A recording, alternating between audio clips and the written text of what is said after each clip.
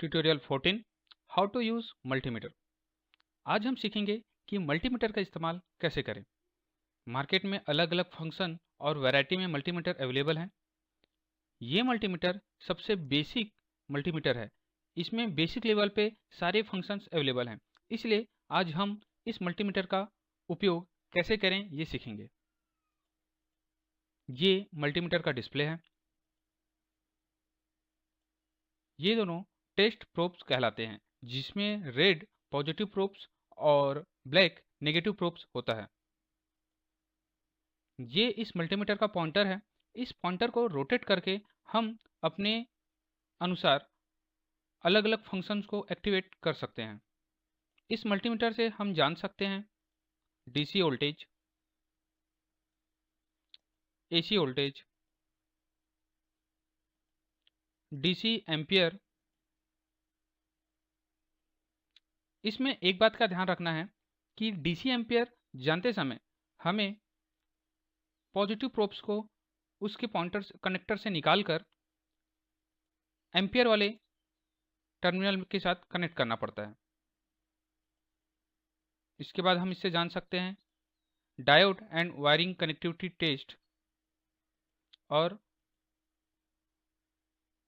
Register check कर सकते हैं।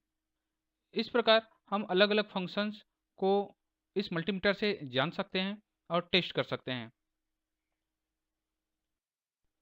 डीसी वोल्टेज चेक करने के लिए सबसे पहले हम इस सिंबल को देखते हैं और इस सिंबल में इसके रेंज को देखते हैं।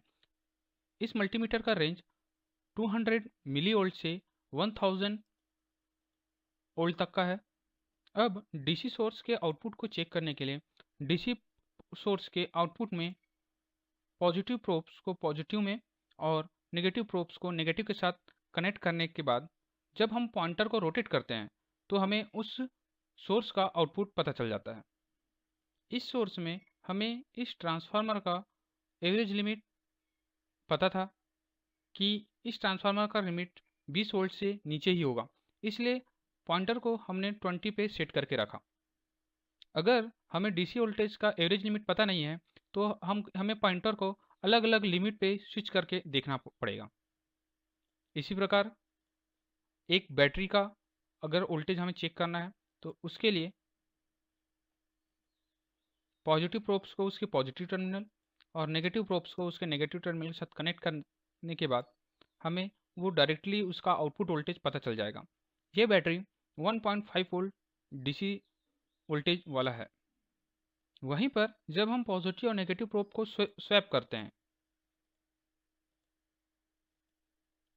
नेगेटिव प्रोब्स को पॉजिटिव के साथ और पॉजिटिव प्रोब्स को नेगेटिव के साथ कनेक्ट करने पे हमें मल्टीमीटर पर माइनस वोल्टेज प्राप्त होगा। इस प्रकार किसी भी डीसी सोर्स का हम आउटपुट वोल्टेज चेक कर सकते हैं। एसी वोल्टेज जानने के लिए हमें सबसे पहले इस एसी के सिंबल को देखना पड़ेगा। इस मल्टीमीटर में एसी का जो रेंज है वो है 200 वोल्ट मिनिमम और 750 वोल्ट मैक्सिमम। अगर हम किसी स्विच बोर्ड के अंदर के सप्लाई को चेक करना चाहते हैं तो पॉइंटर को हम 750 पे सेट करेंगे, क्योंकि हमें पता है कि स्विच बोर्ड के अंदर की जो सप्लाई है वो 200 वोल्ट से ऊपर ही होगा। अब हम प्रोब्स को कनेक्ट करते हैं। कनेक्ट करने के बाद हमें उसका वोल्टेज मिल जाएगा। एसी वोल्टेज को चेक करते समय पॉजिटिव प्रोब्स और नेगेटिव प्रोब्स का ध्यान रखने की आवश्यकता नहीं है। इस प्रकार हम किसी भी एसी वोल्टेज सोर्स का वोल्टेज रेटिंग जान सकते हैं। डीसी एम्पियर चेक करने के लिए मल्टीमीटर पे हमें इस सिंबल का ध्यान रखना है। इस मल्टीमीटर में इसका रेंज है 10 एम्पियर से 200 माइक्रो एम्पियर तक है। एम्पियर चेक करने से पहले पॉजिटिव प्रोब्स को उसके सेंटर के टर्मिनल से निकालकर हमें एम्पियर वाले टर्मिनल पे कनेक्ट करना पड़ता है। वोल्टेज निकालते समय हम मल्टीमीटर को किसी भी डिवाइस के पैरेलल पे कनेक्ट करते हैं, लेकिन एम्पियर निकालने के लिए हम उसे सीरीज पे कनेक्ट करेंगे। यहाँ पर मल्टीमीटर लोड और बैटरी के बीच सीरीज में कनेक्ट होगा। एक बैटरी के साथ हमने एक लोड मोटर कनेक्ट किया हुआ है, जिसका दूसरा टर्मिनल नेगेटिव प्रोब्स और बैटरी का नेगेटिव टर्मिनल्स में हम पॉजिटिव प्रोब को कनेक्ट करते हैं, जिससे इस मोटर का कंज्यूम एम्पियर मल्टीमीटर से होकर बहेगा। इसके बाद हम पॉइंटर को अमीटर में सेट करते हैं और इससे मोटर रोटेट होने लगता है।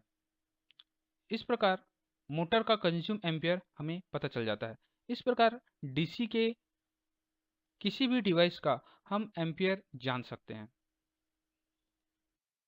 वायर कंटिन्यूटी टेस्ट के लिए हम इस सिंबल का ध्यान रखेंगे। किसी भी वायर की कंटिन्यूटी को टेस्ट करने के लिए पॉइंटर को हम इस सिंबल की तरफ रोटेट करेंगे और नेगेटिव प्रोब्स को वायर्स के एक टर्मिनल और पॉजिटिव प्रोब्स को दूसरे टर्मिनल पे कनेक्ट करते ही